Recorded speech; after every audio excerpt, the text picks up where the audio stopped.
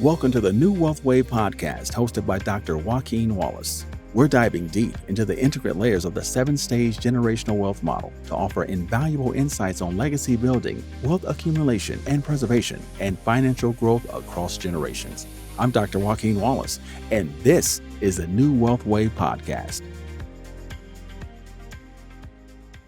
Hey, future wealth builders. This is Dr. Joaquin Wallace, and thank you for joining me on the New Wealth Wave podcast. And if this is your first time tapping in, make sure that you subscribe as well, as we're on YouTube, as well as your favorite podcast platforms, Apple and Spotify, to name a few. Today, we are on stage 6 of the generational wealth model. And I'm excited to talk about it because long-term care is something that I am championing all the way around. And it's a piece of the planning process that often is overlooked. And today to help me, we have Kelly Augspurger. She co-founded Steadfast Insurance, LLC, an independent insurance agency in Westerfield, Ohio, with her husband, Adam. Kelly is an LTC insurance specialist and certified senior advisor, working nationwide to help clients and financial advisors plan for extended care. Her goal is to help clients create a plan for care to live well and reduce the physical, mental, emotional, and financial consequences of an extended care situation. In 2022, Kelly was named Hot 100 Insurance Professionals by Insurance Business America and Top 10 Women of Distinction in Insurance by Success Pictures. She's also an instructor for the CLTC training program and on the board of the Central Ohio FPA and the Central Ohio Care Planning Council. I'd like to welcome Kelly to the New Wealth Wave podcast. Kelly, so now I'm giving a brief introduction of yourself, but this is where I allow you to kind of tie the loop. Dr. Wallace, thanks so much for having me. Thrilled to be here to talk about extended care today. Really looking forward to talking about extended care. This is what I help people do and help families do so that we can best protect their family and finances. Well, before we get to the heavy lifting, and this may be the toughest question of all questions, could you tell us a fun fact about yourself? Sure thing. So I am a former 2-time All-American in tennis when I was in college, but now I play pickleball. I love pickleball. It is an absolutely just a blast to play. And I play with my husband in a league with some friends. We play with our kids. It's a great sport game for all ages. So really into pickleball. Great sport. So tell us a little bit about pickleball. I mean, that's a sport that's kind of on the rise. It is. I think it really became mega popular in COVID. And so not just older adults playing pickleball anymore, really all ages. And so we picked it up in COVID and during COVID and went on spring break and we tried it out and absolutely loved it. And so it's a great sport and game that we can play with our kids. Our kids are 13 and 11 and we try to play doubles and it just doesn't work out so well. So we thought, you know what, we'll try something else. And again, it's just a lifelong sport. You can play 80-year-olds play plus. So it's great. Between you and your husband, who's the better of the two? I am. Naturally, and he would say that too. So there it is. You had a chance to review the model, and we'll go over the model itself, the 7-stage generational wealth model. And the purpose of the podcast is always to kind of showcase in regards to generational wealth. I firmly believe that generational wealth begins with generational knowledge, which is stage 6. And so we'll take a look at the model. Mm-hmm. If you're on YouTube, obviously you'll be able to take a look at it. If you're listening to us on your favorite podcast platform, make sure you click the link in the description. So we're going to start. The model begins with stage 1, which is our internal and external ecosystem. That moves to stage 2, which is your financial genetic code, which is a byproduct of both financial anxiety and trauma. Stage 3 is financial healing, where we reprogram your financial genetic code, which is a byproduct of stage 2 and 1. Stage 4 is financial edification. We look at financial inclusion, financial literacy. Stage 5, this is where we're all trying to achieve financial well-being. Stage 6 is generational knowledge, where we're looking at planning and transferring your assets and creating your financial footprints to get to stage 7. Each guest that we have on the show specifically is geared towards one of the stages in the model. And Kelly is an expert, and we're looking at stage 6, which is generational knowledge, which is long-term care. So Kelly, you had a chance to look at the model itself. What was your initial thoughts? I think it's fantastic, Dr. Wallace. I love it because it's very comprehensive. I really appreciate how it includes financial healing because I think so many people have a bad relationship with money or a bad history. And so, we need to reprogram on how we think and relate to money. So, I just really appreciate the comprehensiveness of the whole program. I appreciate you saying that. Now, here's another question for you. Since you had a chance to review the model, where are you currently at on the model? Yeah. So personally, we're in step 5, that financial well-being, where we're working on the ability to absorb financial crisis. And a lot of that for us is through insurance and through savings. And so, really trying to beef up that as much as possible. And then just getting really serious about retirement. I'll be 40 really, really soon. For me, retirement, it's in the future, right? I mean, I probably have a good 25 years, but I'm a planner. And so I'm getting very serious about, okay, we need to be very serious about planning and saving and investing. And so that's where we're at right now. Kelly, I appreciate you being transparent in terms of where you're currently at on the model itself. Where do you find many of your clients staged on the model? Yeah, my clients are generally in stage 6, Dr. Wallace, and that generational knowledge, because they are very serious about planning and they're concerned about transferring wealth and protecting their family. And so most of my clients actually end up coming from financial planners. And so, they've already accomplished a lot of the things that financial planners work with their clients, their emergency fund, they're saving, they're investing, they're doing all the right things and they have the insurance that they need, except they haven't addressed this extended care need and issue. And so that's where I come into play. I know in my practice, when I meet with my clients, it's a small amount of individuals who have a plan in place. It's something that they're fearful of and they really don't understand. In your practice, how many people, in regards just a percentage amount, have some sort of plan in place?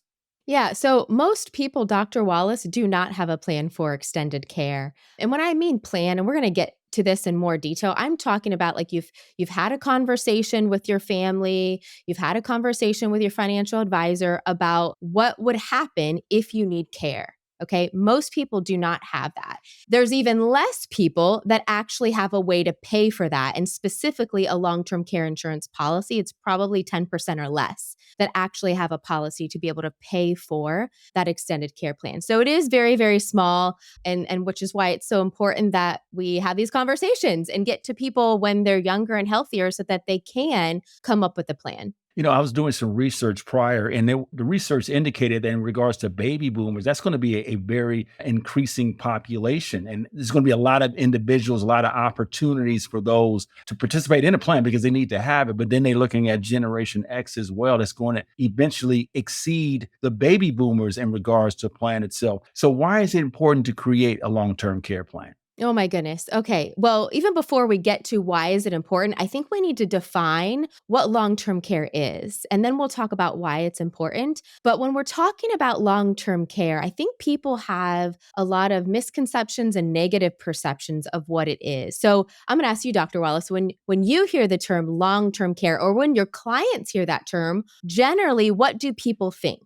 Well, they think the worst, obviously, because they've seen someone that have some sort of long-term care, someone that had to take care maybe of a sibling and or a parent, if you will, or a friend. So then their image is of someone that is not able to take care of themselves. Yeah, that's exactly right. I mean, that's what we're talking about when we're talking about extended care is if someone needs chronic ongoing help. Okay. Typically, when I ask my clients, what do you think of when you hear long term care? They say nursing home. That's what we think, right? It could mean nursing home, but most often, extended care, also known as long term care, is not even nursing home. Okay. Most people that are receiving care, Dr. Wallace, are actually receiving care in their own homes. And the type of care that they're receiving is non medical in nature. So when we say extended care, chronic care, long term care, it's typically non medical in nature, where we don't need, medical intervention. We simply need help throughout the day. And these are going to be things that we call activities of daily living, also known as ADLs.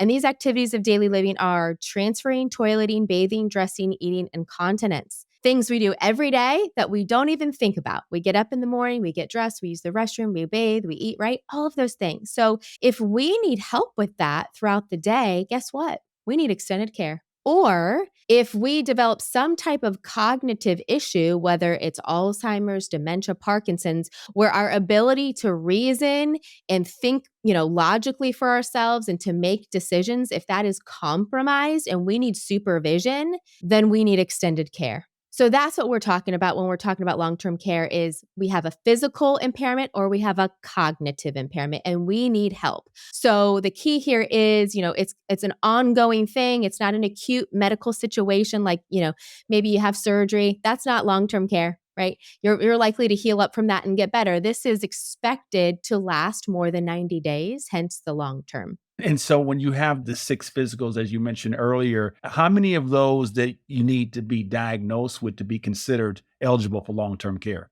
Yeah. So if you have a long term care insurance policy, Dr. Wallace, the language is very standardized in qualified long term care insurance policies. And policies that are issued today, nearly all of them should be qualified. Okay. And that simply means there's standardized language, there's potential tax deductibility there, benefits are received tax free, but the language is very standardized. And so when you look at policies across the board, the triggers, which means, the ways that you can receive benefits is going to be the same. And they are if you need help with 2 out of 6 activities of daily living, which we talked about earlier, or you have a cognitive impairment and you need supervision, okay?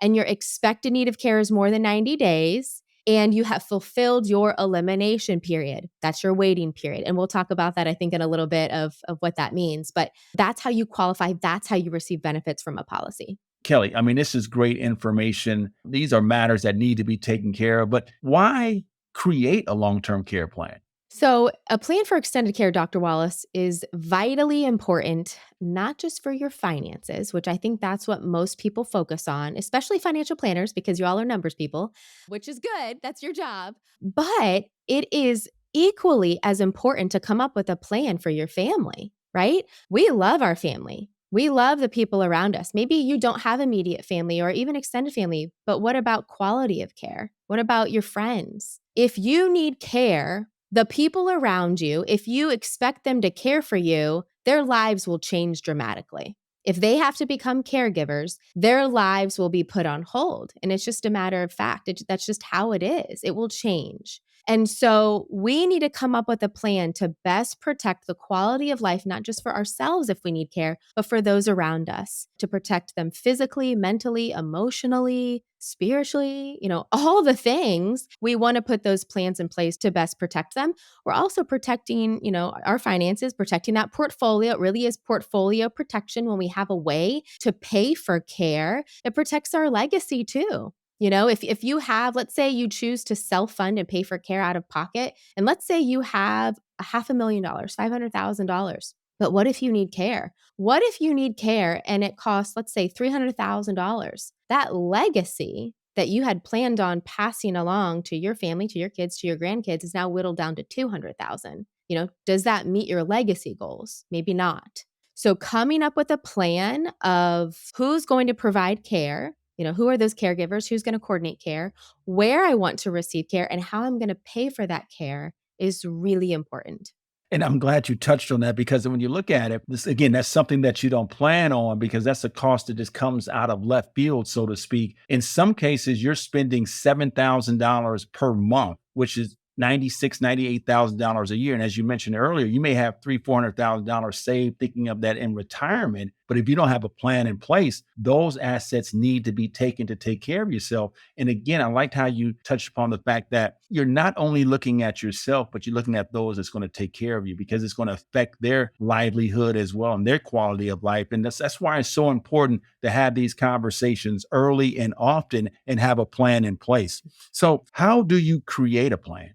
Yeah. So number one, talk to your family. Okay. So if you're married, if you have a partner, talk to them. What are your preferences? Where do you want to receive care and can you receive care?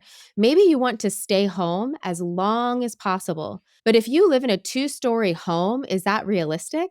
Probably not. You probably need to have a 1 floor, have a ranch or something like that where things are accessible. You want to make sure that you have doors that are wide enough because what if you do end up in a wheelchair or, chair bound or something like that, you need to be able to get through those doorways. You want to make sure that showers are accessible, all of these things. So where do I want to and can receive care? Do we have to move? Is that something that we need to consider? Okay, well, we need to talk about that and do that probably sooner than later. Maybe we have to make home modifications to make our home safer. And actually, a lot of policies have home modifications built into them, Dr. Wallace. That's generally a feature that's included in a lot of policies. But talking to your family about those preferences and then, talking to your kids, do they want to be involved? If you need care, can they be involved? If you have children, let's say you have 3 kids, but one is here locally, but the other 2 are across the country. Are you just assuming that the one that lives in town is going to help you? That's a big ask,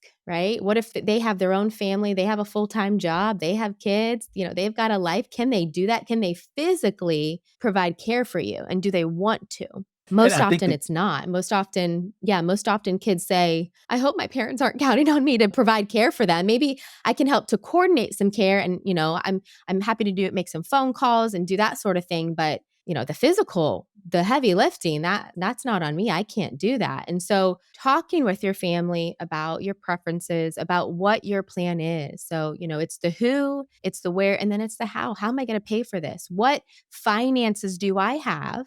And of those finances, let's make a list of what funds I'm going to use in numerical order to pay for care. If I have a policy, that's at the top of the list, right? And then next, because most often people aren't buying enormous policies, Dr. Wallace, of like, $12,000 a month for unlimited benefits. Usually we've got modest policies between $3,000 and $6,000 a month for, 3 to 5 years, something like that. So we're co-funding. But the goal here is let's identify those sources of income because income pays for care, assets do not. And you know this as a planner, right? You have to convert those assets to income to pay for care and there are tax consequences there. So identifying those sources of income, and if you would have to convert assets to income, what those assets would be, right, to get them in liquid form, and identifying those, that way you have a game plan. And so when and if that time comes, you have had this conversation and you've had it over the years, right? And you've had it multiple times. You've revisited this as things have changed and progressed. How it plays out might not exactly follow the plan that you wrote down, that your written plan, but at least it's a good baseline, right? And so you can go back to that plan and be like, you know what? Hey, mom and dad, they already talked about this. We have proof right here. Here's their plan. This is what they want to do. And just to throw this out there to any of your listeners, I actually have a roadmap that I've created. It's a family roadmap, I call it. And it's a guide to extended care planning and end of life planning. So I freely give it. I give it to my clients as we go through the long-term care insurance process, but it's a fillable PDF that allows them to think about these things and write them down, fill in their answers, even talking about locations of documents. Where is your estate plan? Do you have an estate plan? Who's your attorney? Who's your financial advisor? Really diving in deep. That way your family knows who to talk to and where to look when the time comes that you need some help. outstanding information. We had an estate planner on as well, and we talked about these type of issues that you run into in the planning stage. So again, this kind of ties into that stage 6, the generational knowledge. And oftentimes, again, we talk about generational wealth, but again, generational wealth begins with generational knowledge. And I'm glad you was able to touch on that as well. So here's a question for you. What is the difference between a traditional and a hybrid plan? Yeah, so there are lots of different types of long-term care insurance, Dr. Wallace. A traditional policy is going to be standalone coverage. It's just simply insurance. There's no added benefit if you don't need care. Okay, it's the most cost-effective way to buy coverage. It's typically harder to health qualify for. You do have to be in decent health to qualify for it, but it's the most cost-effective, least inexpensive way to buy coverage. The other type of plan we call a hybrid, also called linked benefit, also called asset-based. I wish we just had one name, but the industry has a lot of names, but hybrid is nice because I think a lot of people understand the idea of hybrid, right? We're combining things together. And so think of hybrid as we are combining long-term care coverage, long-term care insurance, with an added benefit. This is going to be typically in the form of a death benefit from life insurance, but it also could be in the form of cash value from an annuity. So you're combining those two things together so that if you don't need care, there's residual value there. There's something left over for your heirs. And that is going to be more expensive than a traditional policy and typically easier to health qualify for depending on the company, but it typically is at least twice as expensive as a traditional policy. And that's something that you find a lot of people are interested in itself because, when you talk about a traditional long-term care policy, it's like car insurance. It's a use it or lose it type of policy. In regards to a hybrid policy itself, as you mentioned, the benefits from the death benefit as well, you can use a percentage of that to help you in regards to augment the cost onto the policy itself. It's tax-free as well because it's premium that's paid post-tax dollars. So those are things that are out there and often overlooked, but there are opportunities. I liked how you mentioned the fact that in regards to a traditional policy, it may be more difficult to ascertain. And also, we talked about a traditional and we're talking about a hybrid plan. And it's suggested that for a traditional plan, that the cost is much more for women. Could you explain that?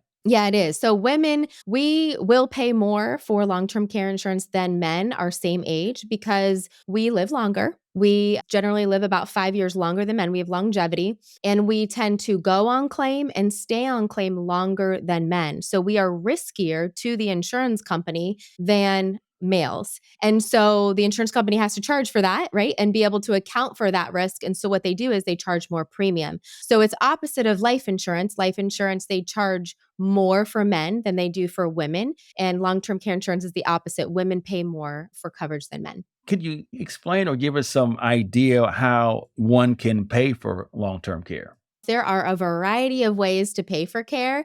Oftentimes, people use different methods. It's not just one method. They're usually using multiple methods. So the first one, which is a default plan, is self-funding. People just pay for care out of pocket from their income, from their investments, and that's what they do. So what we have to think about here is when we're doing that, we're reducing our cash flow, and our cash flow supports our lifestyle. And we don't have really a backstop or protection if we're just self-funding, right? And so what I ask clients is, if you were just solely self-funding, would you be able to pay an additional $5,000 to $10,000 per month, in addition to your other lifestyle expenses to be able to pay for care? If we can't, which most people cannot, right? That's a big ask. Then we need to look at some other options, right? Like long-term care insurance. Does that make sense? Is that going to work? And so when we're looking at self-funding, oftentimes my clients are choosing to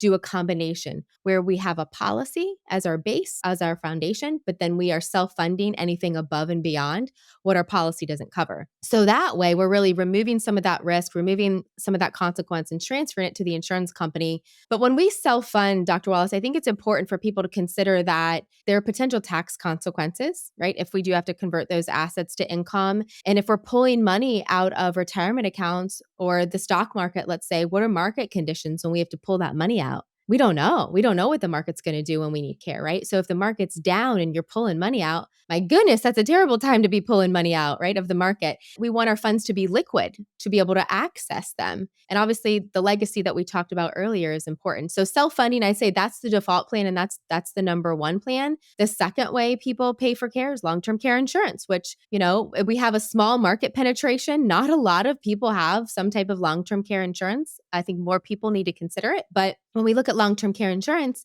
it's leverage. That's exactly what insurance does. You put in $1 and you get a multiple of dollars back, right? We're transferring some of that risk to the insurance company and those consequences, but we get tax-free benefits. That's huge. We don't have to worry about tax consequences there because we're getting that money tax-free. And there's actually potential tax deductibility, which I don't think many people know about, but depending on if you itemize your taxes, if you have a business, there's some potential tax deductibility.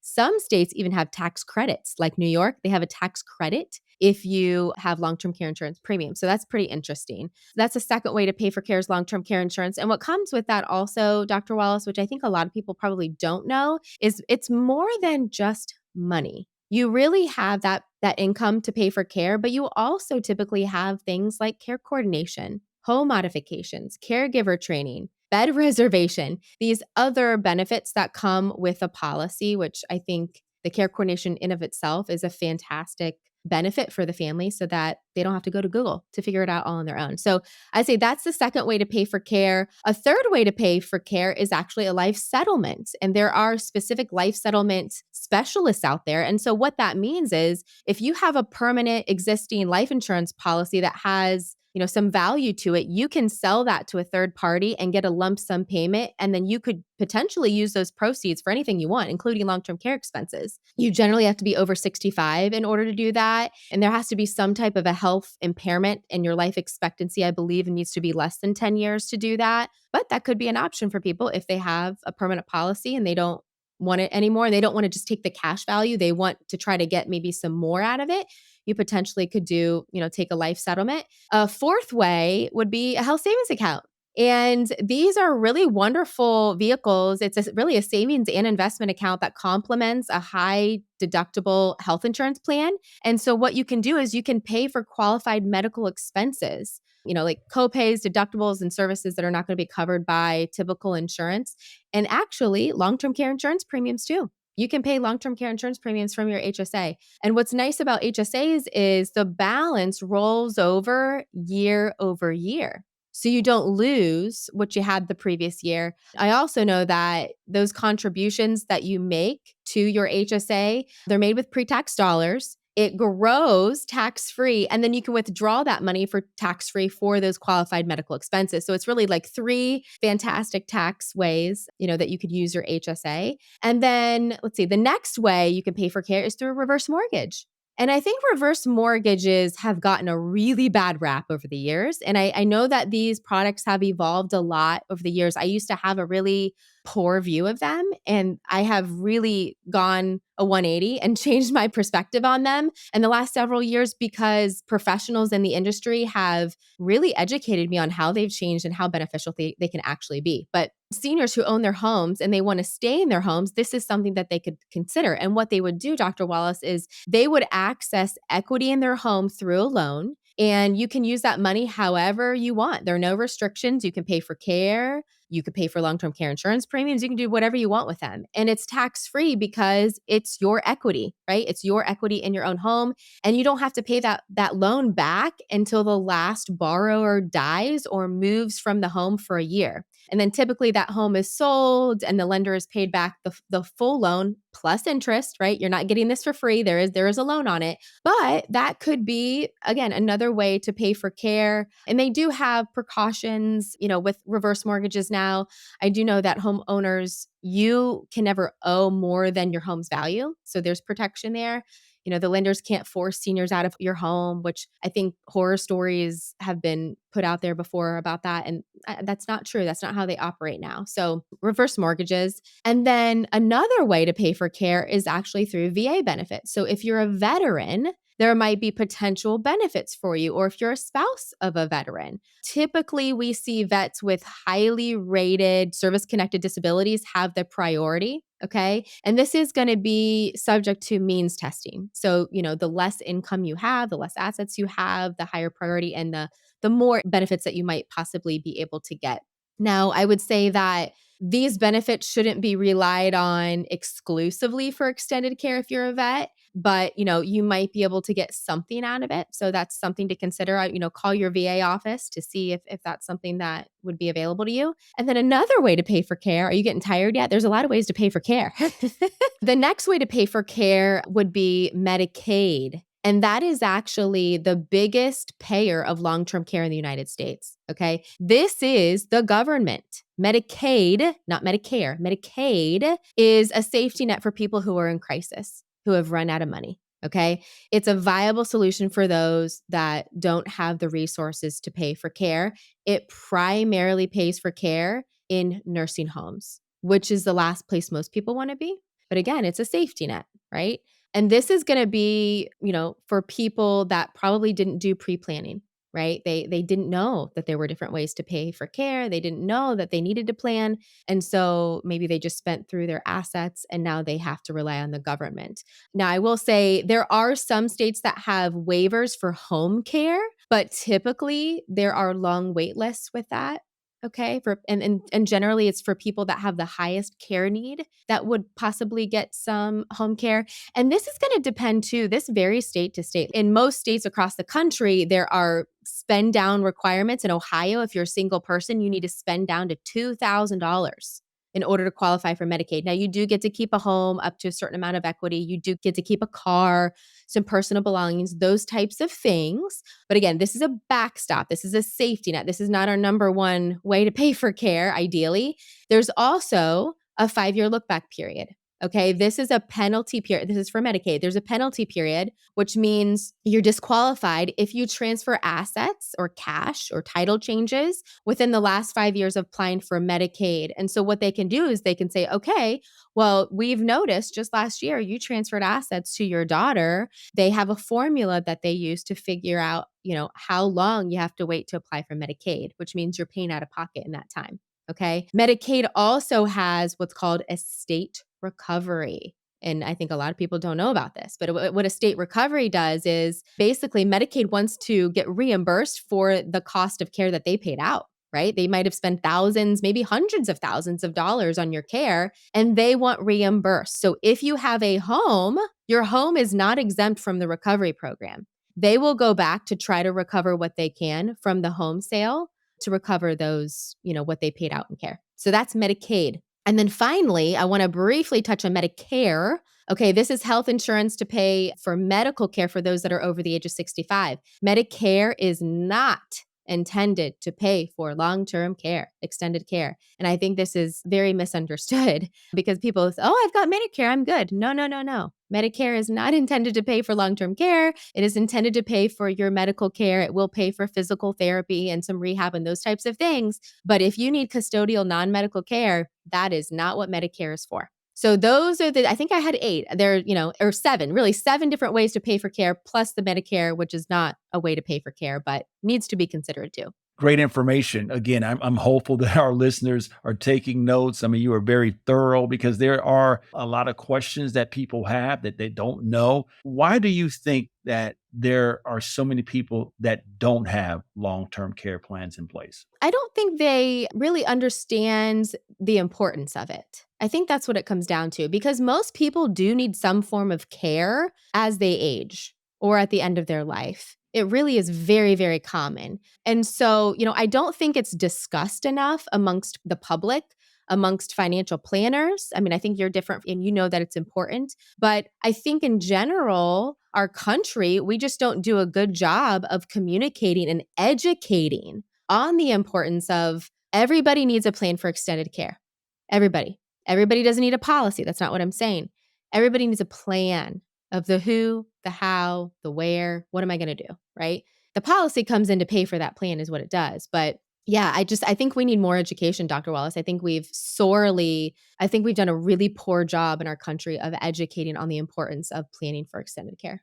Well, I mean, you're out there, you're a champion in regards to long-term care and extended care, and I am as well. And that's something that I really wanted to focus on because, again, it's something that's not spoken about often. It's so hidden in the background. No one really understands the importance of having it. And being a planner, you see it, you talk about with many of your clients, and it's just something that they're fearful of, right? And so back again, it's 3 phases in life that you need to plan for: living too long, dying too soon, and becoming disabled along the way. And that's the one oftentimes that is overlooked. So question for you, who should consider a long-term care policy? Yeah. So really, if you are serious about planning, you are a planner, you're concerned about the future. If you're between the ages of 45 and 65 before retirement, that really is key. This is the time to consider long-term care insurance. And the reason is health and age really matter. The younger and healthier you are, the more options you will have and the less expensive it will be. So it's really important not to wait until you're retired. Don't wait until you're 65.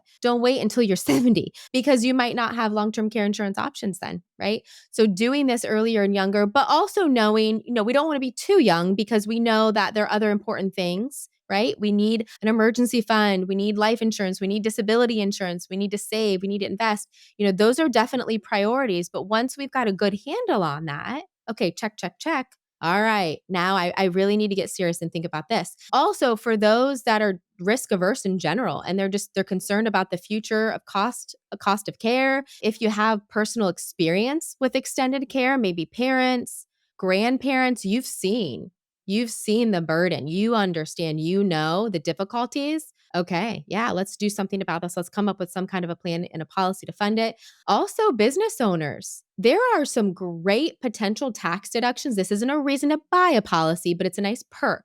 If you already, like the idea of having a policy to pay for care and you're a business owner, well, guess what? There could be great potential tax deductions for you, specifically if you're a C Corp. If you're a C Corp and you have a traditional policy, you can write 100% of those premiums off. 100%. So great incentives there and good reliable income. I think that's really important too, right? You have good reliable income. You've got some assets to protect. You can afford the ongoing premiums if they're ongoing premiums, if you don't do some kind of, lump sum or over 5 years. But I say those are the people that really should consider long-term care insurance. Is there a sweet spot in regards to an age? I know you said 45 to 65, but is there like a sweet spot? Is it 55, Yeah. 56, 57, where you should really consider at that point to purchase a policy or look to investigate to look to purchase a policy? Yeah, I'd say so. Once you hit the age of 50, look into it. Look into it. Most of my clients are in their 50s. So, could be mid 50s, early 50s, late 50s. But, you hit age 50 if you haven't looked into it yet and you've already done those things we've talked about, right? You've got that emergency fund, the savings, the investing. Okay, pounce on that good health. If we've got, good average health, let's look at this because most likely your health's not going to just keep getting better as you get older, right? Tends to deteriorate a bit over time. So 50s is ideal. And so we're looking again at the baby boomers, in particular, Generation X. I mean, these are individuals because I'm Yeah. 58, I'm a Generation X 65. So in that age group, that's the time you should start looking at purchasing or investigating a policy itself. Yeah. Great information. Yeah. We talked about who should consider a policy. Now let's talk about who should not consider purchasing a long term care policy. Yeah, I think this is equally as important as who should. So, if you, again, you haven't saved, you haven't invested, you don't already have life and disability insurance in place and you need it, do that first. Okay. Then, if you don't have good, reliable income, if you are receiving or may soon receive Medicaid benefits, not going to be a good fit because you just financially are not going to be able to swing this. Okay. It's just not going to work. We want to be able to afford these premiums over the lifetime of the policy, and we don't want it to radically affect your lifestyle by paying these premiums. Okay. If your only source of income is Social Security or SSI, okay, it's not going to be a good fit. So, Kelly, let's talk about the components that make up a long term care policy. Yeah, so there's really four main components in a policy, Dr. Wallace. The first is how much income is the insurance company going to pay you? This is going to be on a monthly or a daily basis. So it could be $2,000 a month all the way up to $15,000 a month, depending on the carrier. My clients, they generally buy a policy between $3,000 and I'd say $6,000 a month. Okay. Meaning that's how much the insurance company is going to pay you starting today. Okay. In today's dollars. The second thing that we consider is benefit period. How long do we want these benefits to last? Do we want them to last 2 years? Do we want it to last lifetime? We do have a couple of carriers that still will pay unlimited lifetime benefits. Generally, people do between 3 and 5 years of coverage. The third component is inflation protection, also known as growth. Okay. If we are, let's say, in our 50s or even 60s, and we buy a policy, most likely we won't need care for years, potentially 20, 25, maybe more years. And so we want that policy to grow over time to help keep up with the cost of care. So we add inflation protection on there to help grow over time. Okay. So that's the third thing. The fourth thing is elimination period. This is our waiting period. It's the amount of time that we are self-funding. We are paying for care out of pocket before benefits begin. A typical elimination period is 90 days. Again, depending on the carrier, sometimes you can change that. You can manipulate it, make it shorter or longer, but 90 days is pretty standard. And then benefits begin. And then I'd say finally, another component to consider is our riders, which in inflation protection, that is a rider. These are basically add-ons to the policies. A common rider, if we have a couple, would be shared benefits. This is so, so great. So what this means is if we have a couple that's applying together, they will each have money to pay for care, but then they can share benefits so that if one needs more care, they can either dip into their spouse's bucket of money to get extra income to get extra care beyond what they've already received from the insurance company, or maybe there's even an additional pool of money that they can each dip into and share. So shared benefits is a great way to get more coverage without, having to buy a bigger policy, if you will. So those are the components of a policy. Great information again, Kelly. Final question for you. What do you want the listeners to take away from this particular podcast? Yeah. So I think it's important for everyone to understand that everyone needs a plan for extended care. Everyone.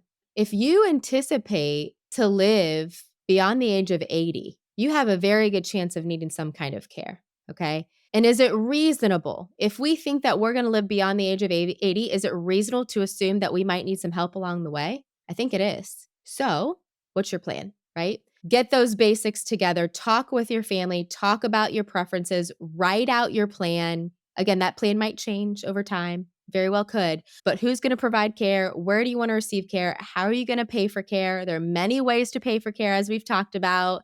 Consider long-term care insurance. Is it a viable solution for you? Based on your health? Health is really important. And actually, and we didn't talk about this in length, but when I work with clients, what I do in the very beginning, even before presenting options, is I look at your health. So I have you fill out an online health pre-screen form. It's detailed. I follow up with you probably with extra questions to be able to really assess your situation, your medical history and health to see, is now the right time to apply for coverage, or do we need to wait? Because we don't want to put in an application and get you declined, because that actually could mean another company won't look at you because you've already been declined. And we don't want that. So health is really important. If you have good health, take advantage and come up with a plan sooner than later. Future Wealth Builders, do you understand how important this piece is to the planning? I love how Kelly talked about having an estate plan and how they work hand in hand, having both of them in the same location, making sure that that information is ready, available for those who are taking care of you, your siblings, if you will. Again, this has been outstanding. I've been taking notes, and I'm sure I'm going to rewind as well. And I hope you do as well, Future Wealth Builders, because this was a ton of information. I know it was, but it is helpful for you going forward. And again, we like to thank Kelly Augspurger, co-founder, Steadfast Insurance, LLC, coming on board this afternoon to talk about stage 6 of the generational wealth model, financial planning, which is important. And on behalf of the New Wealth Wave podcast, myself and Ray Haycraft, we like to thank you, Kelly, for coming on board. And again, Future Wealth Builders, understand that generational wealth begins with generational knowledge. We'll see you on the other side on the New Wealth Wave podcast. Thank you for joining us on the New Wealth Wave podcast, hosted by Dr. Joaquin Wallace. Our show is edited and produced by Ray Haycraft. To dive deeper into the world of financial wisdom and learn how to create your financial footprints, head to our website at www.drjwallace.com. For more updates and exclusive content, connect with us on social media by searching Dr. Joaquin Wallace. And if you have questions and comments, feel free to email us at thenewwealthwavepodcast@gmail.com. Remember, generational wealth begins with generational knowledge. And as always, thanks for listening. The content presented in this podcast is strictly for educational purposes and should not be taken as investment advice. The views and opinions expressed by our guests may not necessarily reflect those of the New Wealth Wave podcast and its host or producers. Listeners are urged to exercise discretion and judgment before making any financial or investment decisions. Always consult with a financial professional or advisor before taking any action based on the content of this podcast. If you're enjoying the New Wealth Wave podcast, we appreciate if you leave us a review. We're always open to topic suggestions and guest recommendations. Feel free to reach out to us directly with your thoughts and feedback. Thank you for tuning in, and we'll see you next time on the New Wealth Wave podcast.